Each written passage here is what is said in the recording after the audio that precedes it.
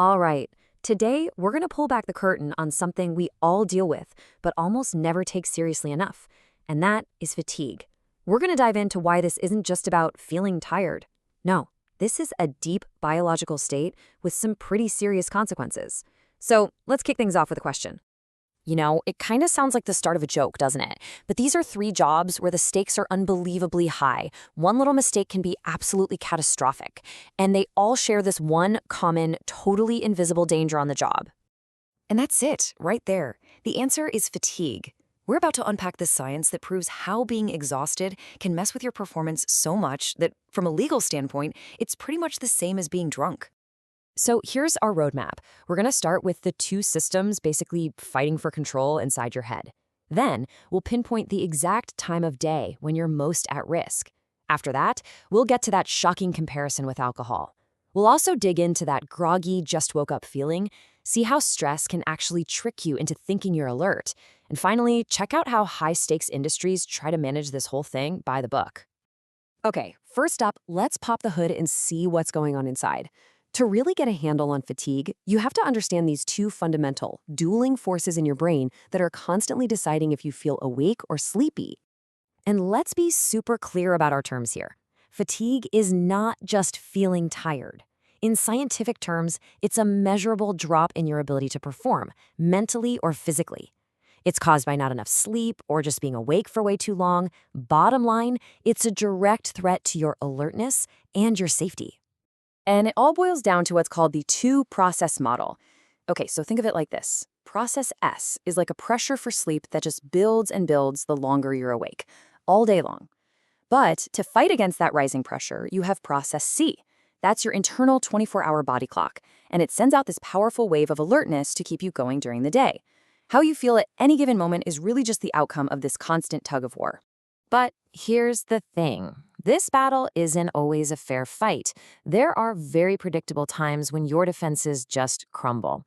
And that leads us to your most dangerous hours, the window of circadian low. This is the WOCL. For most of us, it's between 2 and 6 a.m. During these hours, that alertness signal from your body clock, process C, is at rock bottom. It's basically gone quiet. Meanwhile, that sleep pressure, process S, is screaming at its absolute peak. You have maximum pressure to sleep with zero signal to stay awake. Your brain is at its most vulnerable. So what does that vulnerability actually look like? Well, during the WOCL, your reaction time just tanks. You start having more microsleeps, those little moments where you nod off without even realizing it. Your ability to think logically is shot, and your overall awareness of what's happening around you just shrinks. This is exactly why so many accidents, especially single-car crashes and major industrial mistakes, happen in those pre-dawn hours. And that brings us to what might be the most eye-opening part of this whole thing. The idea that being awake is the new drunk. We need a way to wrap our heads around this danger, and scientists found a comparison that really hits home. Let's just start with a number, 17. 17 hours. Now think about it. For a lot of us, that's just a day. You wake up at 7 a.m., you're up until midnight, finishing work, watching a movie, whatever. It doesn't feel that crazy, right? But after being up for 17 hours straight, your brand's performance has taken a serious hit. And it's not just a feeling, it's a measurable level of impairment. An impairment that is equivalent to a blood alcohol concentration of 0.05%. Yeah, just let that sink in for a second. A totally normal day of being awake can leave you just as impaired as someone who is at the legal driving limit in a whole bunch of countries. And it gets worse, shockingly fast. You push it to 21 hours. Maybe you pull a late night studying or for a project. Now you're performing at a level equivalent to a 0.08% BAC. That's legally intoxicated in the US. And if you go a full 24 hours with no sleep, you're at 0.10%. Your brain is just not working right, and your risk of a crash is through the roof. Okay, so let's shift gears. We've talked about staying awake too long. What about the struggle of just waking up? Let's get into the science of grogginess. What in the world is sleep inertia? Oh, we've all been there. That period right after the alarm goes off where you're clumsy, confused, just thinking in slow motion. That is sleep inertia. Brain scans actually show that while parts of your brain wake up fast, your prefrontal cortex, the bit in charge of good judgment and decision-making, can take up to half an hour to fully come back online. And a few things can make it so much worse. If you get woken up during your biological night, that window of circadian low we talked about, the effect is way more intense. If you're yanked out of the deepest stage of sleep, that's another big one. And if you're already behind on sleep from previous nights, that grogginess is going to hit you like a ton of bricks and stick around for longer. All right, now for a really dangerous twist in the story. This is about a nasty trick your body can play on you, the very real danger of fatigue masking. This is so critical to understand. When you're under a lot of stress or facing a tight deadline, your system gets flooded with adrenaline. And you feel sharp, you feel wired, focused, totally on your game. But here's the reality. Your prefrontal cortex is basically offline.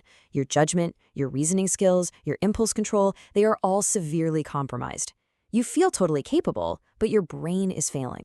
So with all these profound dangers on the table, how do the industries that live with this risk every single day manage it?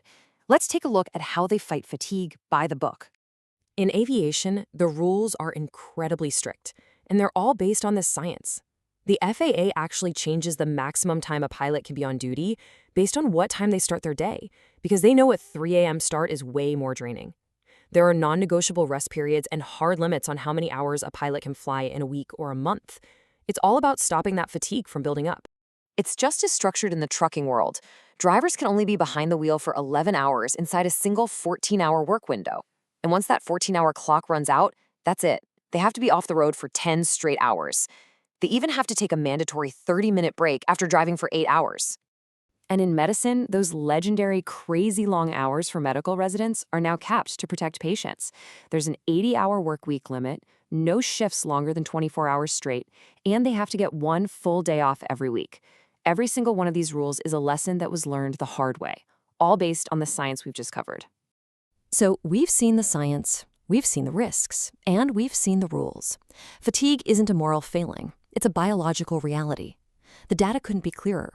Your internal clock has its limits, and when you ignore them, you're paying a price that's just as high as getting behind the wheel drunk.